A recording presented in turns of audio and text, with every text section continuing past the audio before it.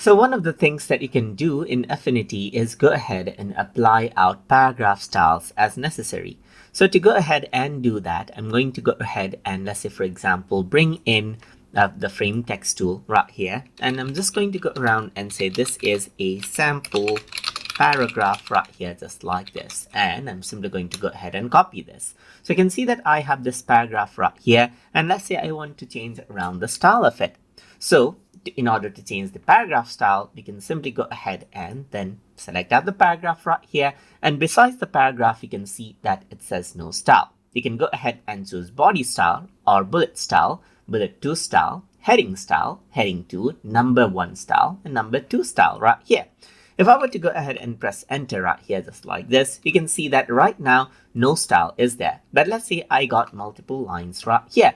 So now what I can do is I can go ahead and select a style for the selected text. Or if I were to select out all right here, you can see that as I go around, you got bullet 1 style, 2 style, you got heading style right here, just like this. You can go ahead and choose the number as you want as well. Let's say, for example, I'm going to press enter and this is going to be heading, let's say, for instance. Then I can go ahead and select it and I can go around over here.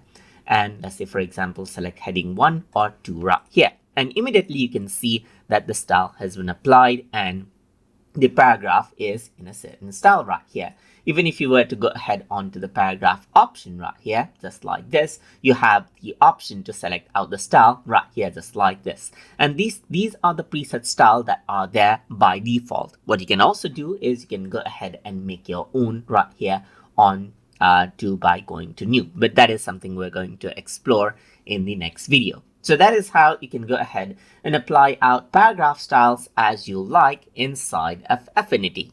So I hope you guys learned something as always.